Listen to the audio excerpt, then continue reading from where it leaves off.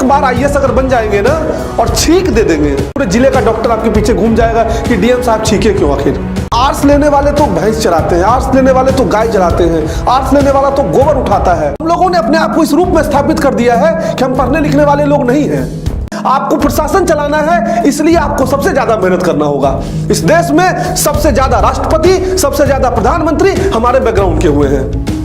अगर आप भी आर्ट्स बैकग्राउंड से हैं और हीन भावना से पीड़ित हैं तो इस वीडियो को जरूर देखें। नमस्कार, स्वागत है आपका मालवीय एकेडमी बीएचयू वर्ल्ड पे। मैं हूं सूरज कुमार। जब मैंने 12वीं कक्षा में आर्ट्स लिया था तो मुझे आसपास के लोग ये कहा करते थे कि आर्ट्स लेने वाले तो भैंस चराते हैं, आर्ट्स लेने वाले तो गाय चराते हैं, आर्ट्स लेने वाला तो गोबर उठाता है। और ऐसी ऐसी बातें मुझे सुनने को मिली थी जिसको सुनकर कोई भी इंसान टूट जाएगा।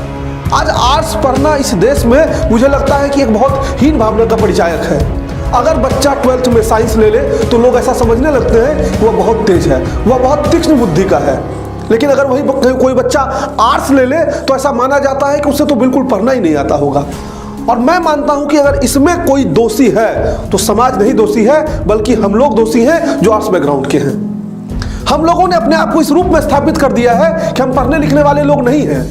आपको पता है कि सारे आईआईटीएंस, सारे मेडिकल फील्ड के लोग आर्ट्स के सब्जेक्ट को पढ़ के यूपीएससी क्रैक करते हैं और आईएएस आईपीएस बन जाते हैं।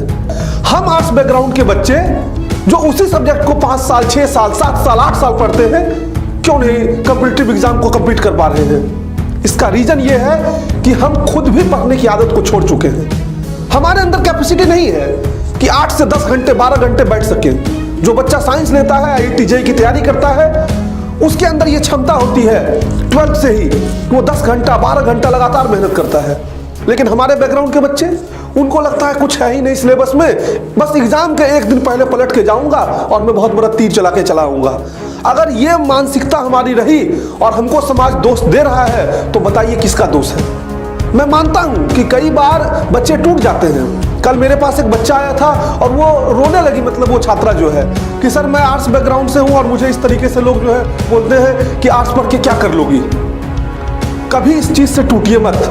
अगर आपको जवाब देना है तो बोल के जवाब नहीं दे सकते हैं, आपको करके जवाब देना होगा। क्या आप 12-14 घंटे पढ़ रहे हैं?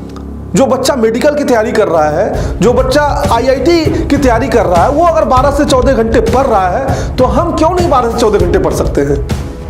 वो बच्चा उसी सब्जेक्ट को पढ़ के आईएएस बन जा रहा है, वो बच्चा उसी सब्जेक्ट को पढ़ के जो है पीसीएस क्रैक कर रहा है, और हम अपने ही सब्जेक्ट में जीरो हो जा रहे हैं। इसके लिए कौन दोषी है? हमारी सिटिंग कैपेसिटी जो बैठ के पढ़ने की है वो बढ़नी चाहिए।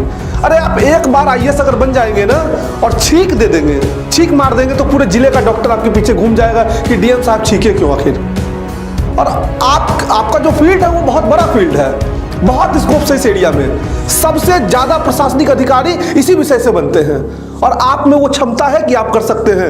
लेकिन आपके मन से पहले ये मनोभाव को निकालना होगा कि मैं आर्ट्स बैकग्राउंड का, मुझे कम मेहनत करना है। आप आर्ट्स बैकग्राउंड के हैं, आप इस देश के प्रशासक हैं, आपको प्रशासन चलाना है, इसलिए आपको सबसे ज्यादा मेहनत करना होगा।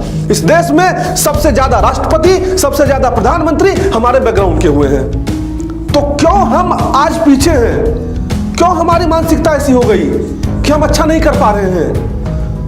एक कारण है, बस और बस एक कारण है कि हमने अपने मन में इस चीज को बैठा लिया है कि हमें कम मेहनत करना है। आज आर्ट्स के जितने भी कॉलेज हैं, जितने भी स्कूल हैं, उन सब की स्थिति चरमराई हुई है, क्योंकि वहां के शिक्षक भी यही सोचते हैं कि आर्ट्स ही तो पढ़ना है, 1 घंटे पढ़ा देंगे काम हो जाएगा। ऐसे नहीं चल सकता है। लेकिन उसके लिए अगर हमको समाज को बदलना है तो सबसे पहले खुद को स्थापित करना होगा, और जो हम उस बैकग्राउंड के छात्र हैं उनको मेहनत करना पड़ेगा, तभी इस समाज को बदल सकते हैं। तब जाके कोई कहेगा अपने बेटे को कि चलो बेटा आर्ट्स पढ़ लो, चलो बेटी आर्ट्स पढ़ लो। नहीं तो सब लोग कहेंगे ये ले लो, वो ले लो। और सच्चाई है कि जो बच्चा अगर मैथ से भाग रहा है, जो बच्चा अगर बायो से भाग रहा है, आप जबरदस्ती उसको नहीं पढ़ा सकते हैं।